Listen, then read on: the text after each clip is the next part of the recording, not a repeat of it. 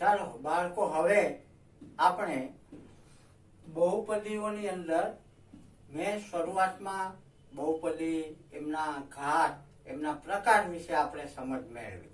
હવે બહુપદીના સંદર્ભમાં બહુપદીના શૂન્યોનો ભૌમિતિક અર્થ શું થાય એ આપણા ગણિતના પાઠ્યપુસ્તકનો મુદ્દો આપણે સમજવાના છીએ.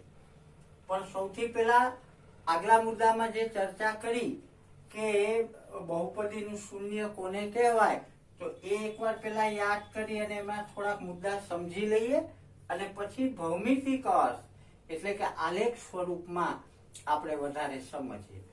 તો વાલા બાળકો જુઓ, જો પી ઓફ કે બરાબર 0 હોય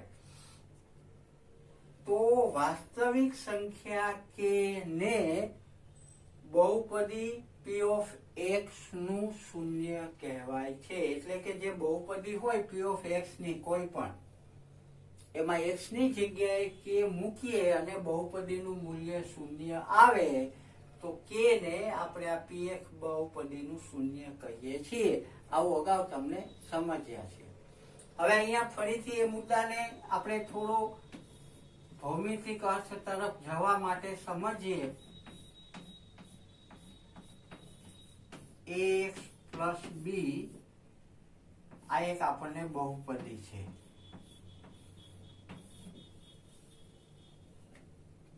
x ની બહુપદી છે. હવે આ બહુપદી સુરેખ બહુપદી છે, તમને ખબર છે.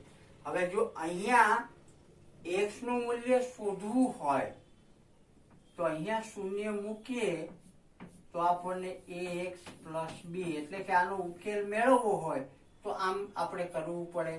બી ને બરાબર ની આ તરફ લાવો, પ્લસ છે એટલે માઇનસ થાય, એટલે એને હું આ સ્વરૂપમાં લખું છું માઇનસ બી.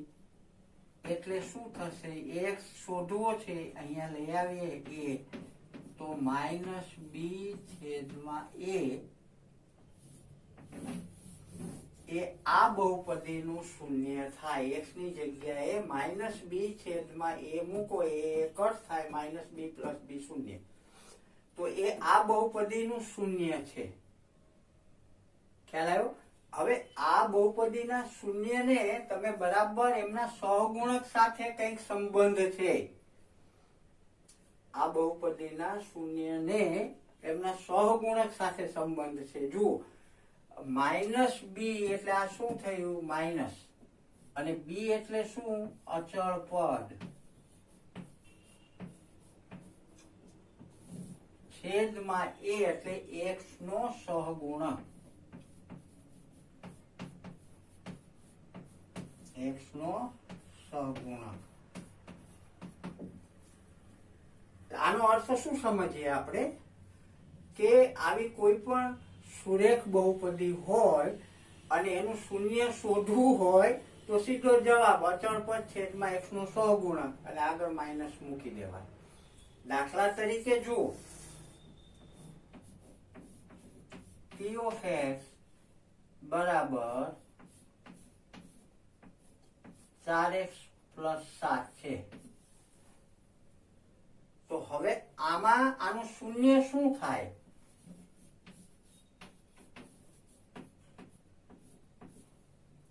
માઇનસ અચળ પદ કયું, 7 છેદમાં x નો સહગુણક કયો, 4. તો આનું શૂન્ય આ થાય.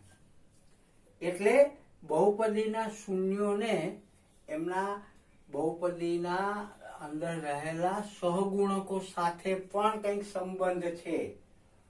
બહુપદીના શૂન્યોને એમના સહગુણકો સાથે પણ સંબંધ છે.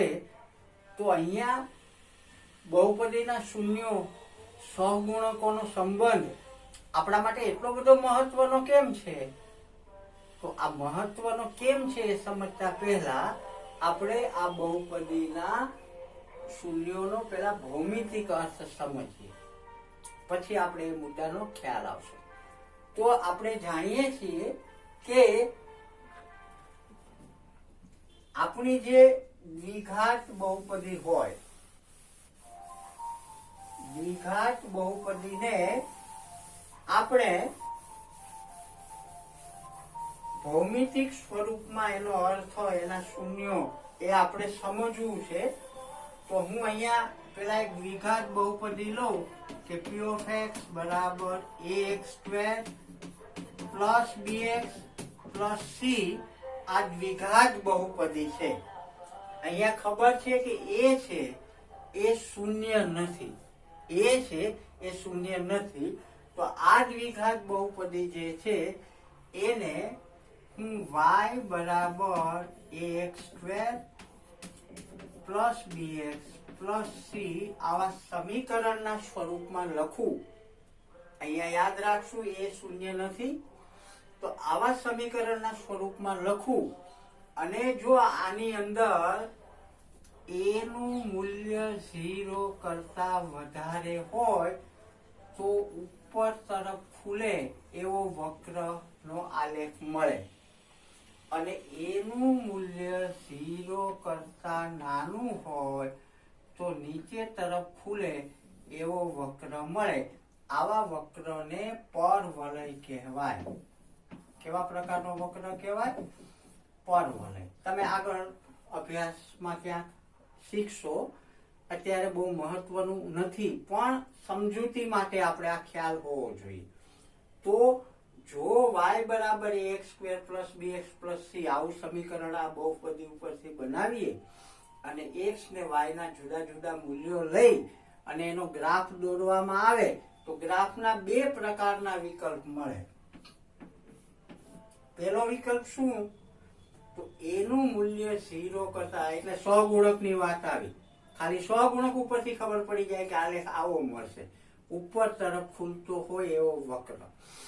જો એનું મૂલ્ય 0 કરતા નાનું હોય તો આલેખ છે એ નીચે તરફ ખુલતો હોય એવો વક્ર મળે, ને આવા વક્રને આલેખની પરિભાષામાં પરવલય કહેવાય.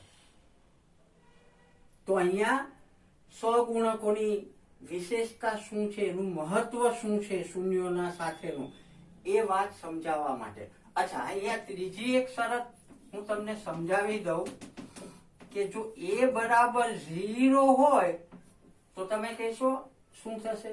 તો આ સમીકરણ આ 0 થઈ જાય એટલે સુરેખ બની જશે. ખ્યાલ આવે?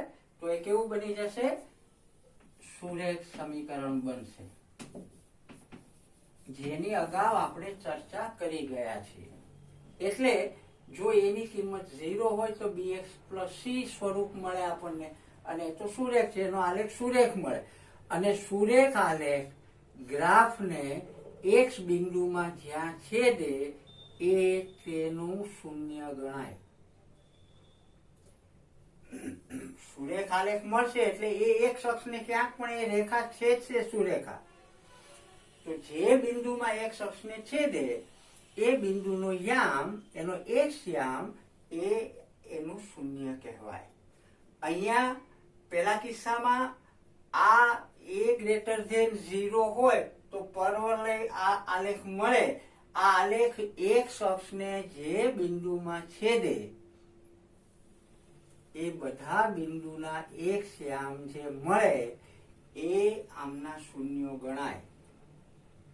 આ સંદર્ભમાં પણ એ જ વાત. પણ અહીંયા 3 વિકલ્પ આપણને જાણવા મળે. જુઓ, પહેલો ઓપ્શન શું વિચારી શકાય? હું સાદો એક આલેખનું સ્વરૂપ તમને દર્શાવું છું. રફ આકૃતિ દ્વારા જુઓ.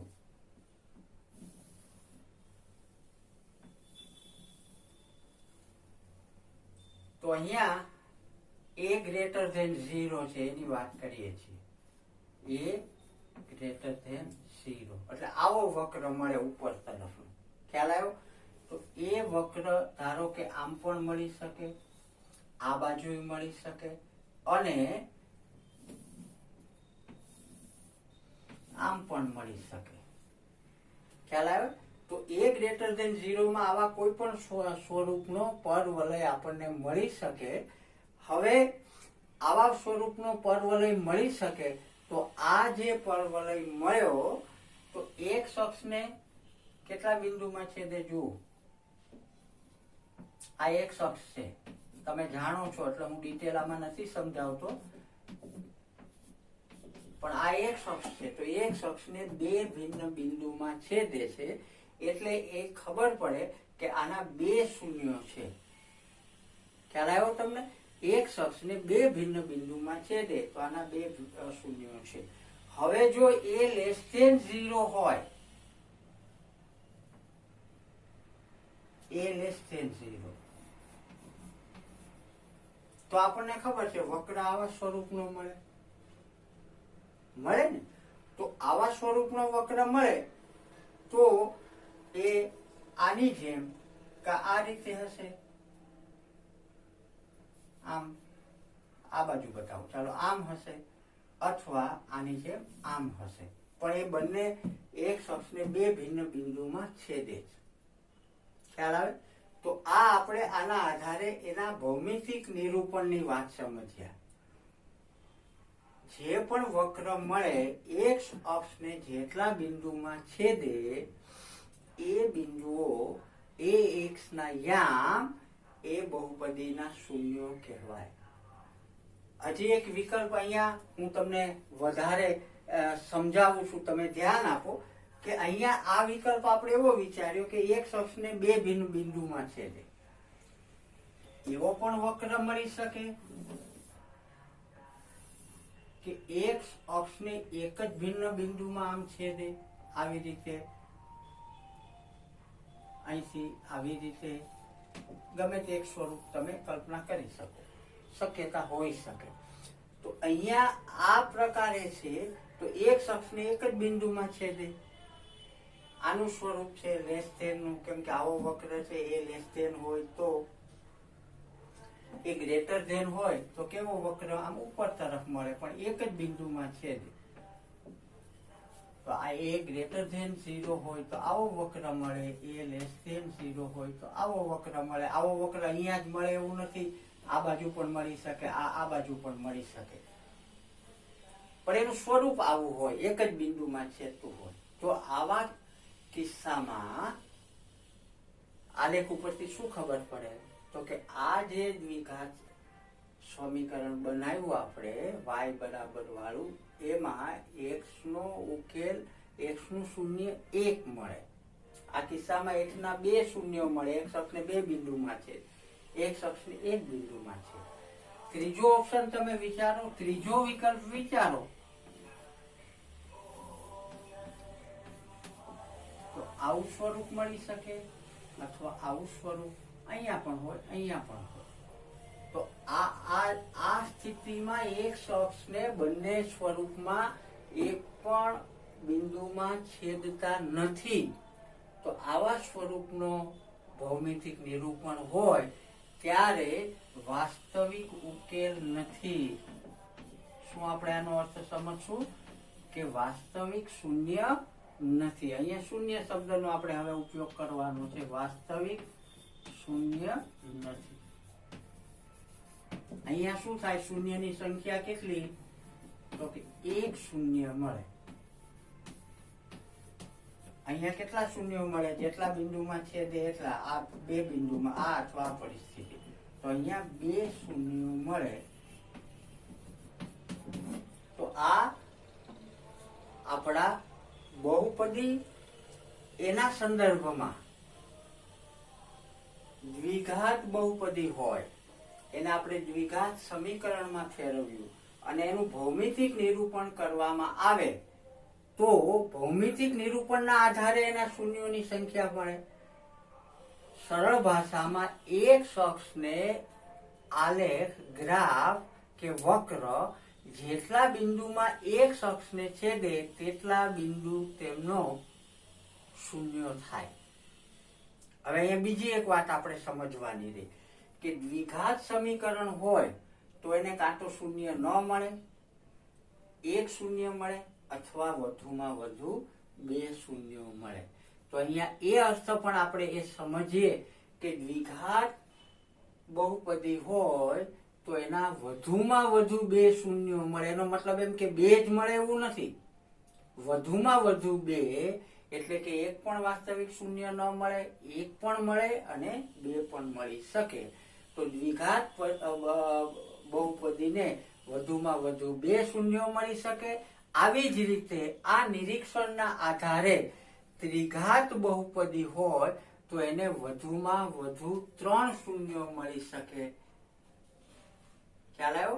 ચતુર્ઘાત બહુપદી હોય તો વધુમાં વધુ 4 શૂન્યો મળી શકે. ખ્યાલ આવ્યો?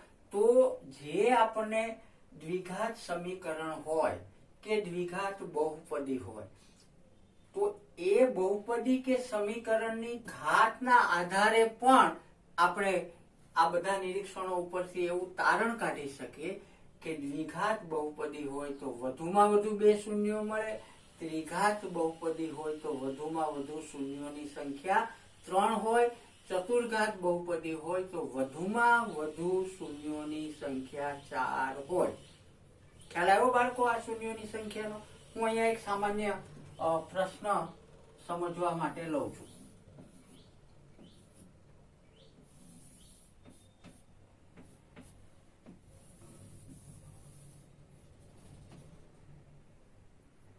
ચાલો એક આવો આલેખ મળે છે તો હવે તમે કહી શકશો આલેખ ઉપરથી કે આ જે પણ સમીકરણ હશે કે જે બહુપદી હશે એના કેટલા શૂન્યો કેટલા મળે, શૂન્યોની સંખ્યા કેટલી મળે? હા, તો એક શખ્સને ક્યાં ક્યાં છે એ ગણવાનું. 1 2 3. તો આવા પ્રકારની જે દ્વિઘાત બહુપદી છે જેનો આલેખ આવો મળે છે એ દ્વિઘાત બહુપદીને 3 શૂન્ય મળે. ખ્યાલ આવ્યો? આલેખ ઉપરથી ખબર પડે. અહીંયા કેમ 2 માં છેદે છે તો 2 મળે, 1 માં છેદે તો 1 મળે. એવી રીતે હજી એક ઉદાહરણ છેલ્લું લઈ અને આ ટોપિક પૂરો કરીએ અને સ્વાધ્યાયના દાખલાઓમાં જઈએ. આ એક આલેખ છે, અહીંયા આ પ્રકારનો મળે છે.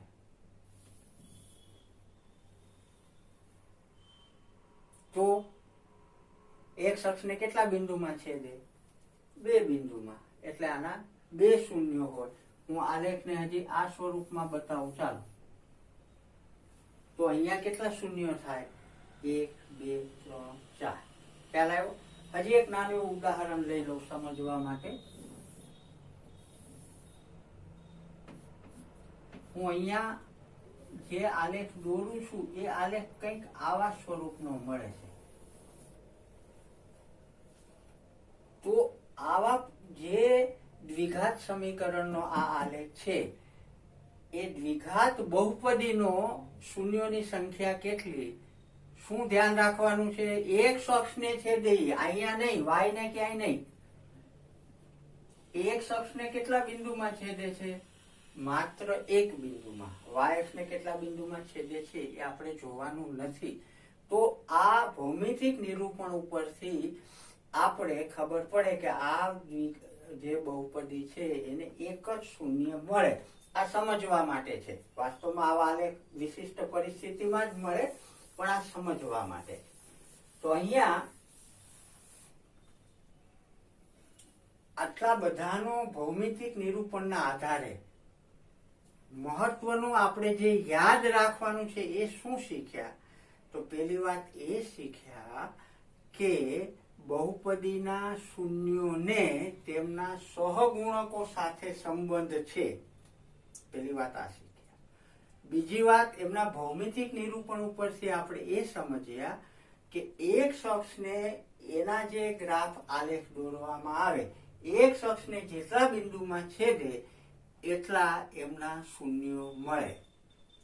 અને અંતે આપણે એના ઉપરથી તારણ કાઢ્યું કે એક ઘાતવાળી બહુપદી હોય તો વધુમાં વધુ 1 શૂન્ય મળે, દ્વિઘાતવાળી બહુપદી હોય તો વધુમાં વધુ 2 શૂન્યો મળે. યાદ કરો.